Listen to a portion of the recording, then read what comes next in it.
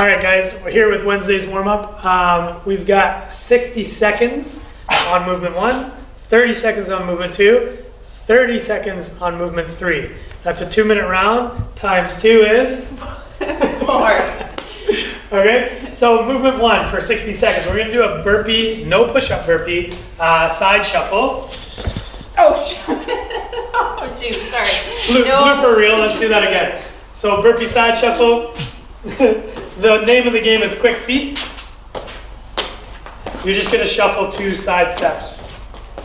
Okay, 60 seconds there. Heart rate should be high, ready to go. And then we've got 30 seconds of pike ups. Again, quick feet, plyometric style. Try to compress through the core. Remember that gymnastics compression. Load those shoulders so those legs are gonna be tired. All right. And then the last movement, 30 seconds of a deep goblet squat hold. Because we're in a goblet squat, we want to keep the tension, but we want to be as deep as possible. All right, so we can, over the 30 seconds, we can feel ourselves sink deeper and deeper through the legs, but staying rigid through the core, nice and tall in the chest. All right, guys, so that's 1 round, and we're going to do 2 rounds of that for 4 minutes total, okay? Mobility, we're going to head over to our sturdy wall, and we're going to lean against it, okay, in a partial squat, a comfortable partial squat. We're going to try to pin everything back, starting from the tailbone. So every vertebrae of your spine, this is crucial on this one, needs to be against the wall, including your low back. Don't let your low back come off the wall. Okay, now we're gonna try to pin everything back, including the wrists. You can see how Em's struggling a little bit here on the one side. That's okay, that's what this is for. All right, we're gonna reach up to our limit, and then we're gonna come back down, keeping the vertebrae against the wall. Everything's pinned back. This is a great external rotation drill. And that's the wall side, guys. We're gonna do 10 reps. All right, so now we're getting specific. So you guys that don't have a barbell at home, guess what?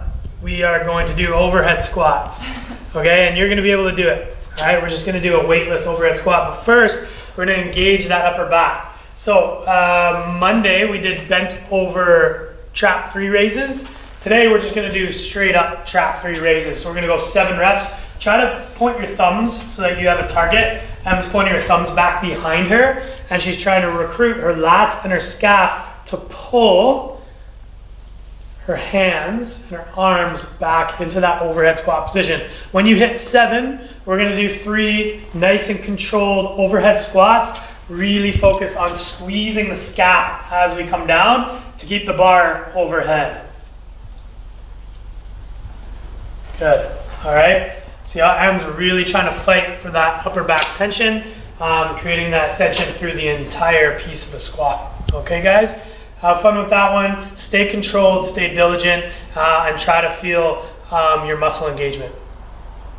All right, guys, got a nice little weightlifting section here for today. Barbell cycling at its finest. So we've got 5 sets of 4 deadlifts, 6 power cleans, and then 50 feet of front rack walking lunges, all in 1 set. Rest is needed between sets, or sorry, rest 2 minutes between sets. And it's all at 60% roughly of your 1RM power clean, okay? Now, this workout should light up your hamstrings, not your low back, okay, your hamstrings. So that it should be a big wake-up call to your hamstrings.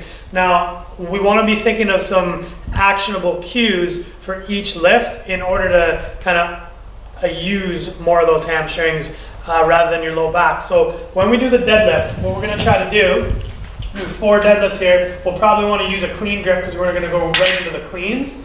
And what we want to do, starting at midship, we want to squeeze at the top. Your body works in cross section, so in order to engage your hamstrings, you've got to engage your abs to get that lower cross engagement. So when we get to the top, rather than swing the hips through, okay, we want to squeeze the abs and the hamstrings and the glutes together, locking that in. That's going to help you use a lot more leg and a lot less back in the deadlift.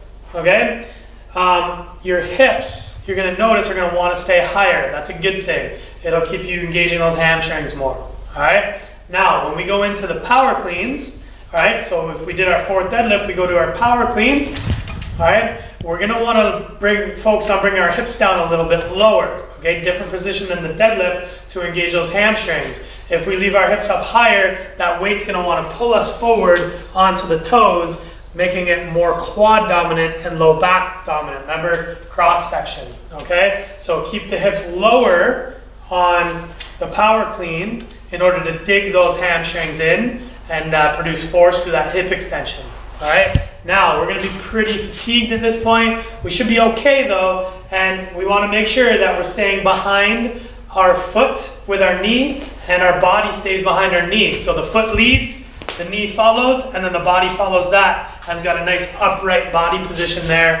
So it goes foot, knee, torso, foot, knee, torso, the whole way down that 50-foot track, staying nice and stable, fighting to the end. All right, guys, have fun with this one. Stay strong for your sets. All right, here with Wednesday's METCON. Today kind of complements the balance of the last 3 days. We've done a lot of sustained pacing, a lot of aerobic work. Today, it's flipping the script. So we want quick reps, quick rounds. We want to step it up here and hit those anaerobic thresholds and keep everything very fast and engaged. So what we're doing is 4 rounds over every 5 minutes. This is going to bring us to a 20-minute workout.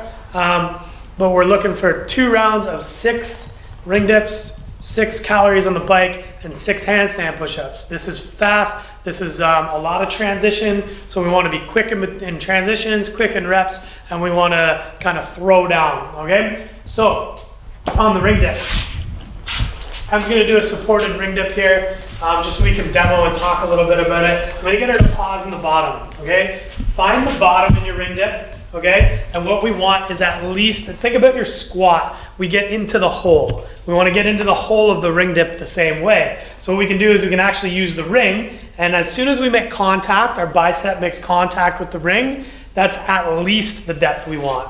And then we press from there. As we come down to that depth, we don't want our elbows to flare out. We want to pinch the elbows in so that we can get a nice stable position in that dip. And then we're pressing the rings through the floor, through our pockets to get to that lockout at the top. Okay, 6 reps there. 6 reps on the bike. I'm gonna hop on real quick, make sure she places her footing. Okay, and relax. We're going 6 calories on that, nice and hard and fast. Get those heart rates spiking, whatever you can.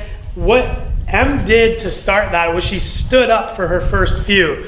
I want you guys to stand up, be over top of the pedals as much as you can for at least the first half of that 6 calories, and then take a seat when you can get up to that nice high speed, okay? Coming off there, we're gonna hop right off the bike and into the handstand. I'm just gonna show you from a piked position. These are piked push-ups.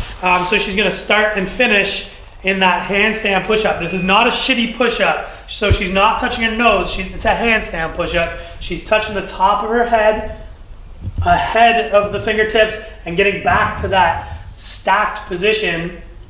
Okay, if I was to draw a line, can we go back to that for a sec? We're crushing them for this. We're gonna go back to that stacked position. So if I was to draw a straight line from her palm, so if she pauses at the top, if I was to draw a straight line from her palm to her elbow, to her shoulder, and to her hip, we can intersect those joints at the top with a straight line. If Em does a shitty push-up and finishes not fully piked, so if you were to just leave not get your head through, so not get your head through at the top, yeah. So we can't draw that line. We're broken in that position, we're not stacked. This is what we're trying to achieve at the top of our rep, and that's what we're starting and finishing our reps from. Okay, guys? So, quick reps, quick rounds. We're gonna do 2 rounds on every 5 minutes as hard as we can, and then we're gonna rest. Looking for that 1-to-1 work to rest ratio, at least, so that we can recover for the next round. All right, guys? Have fun.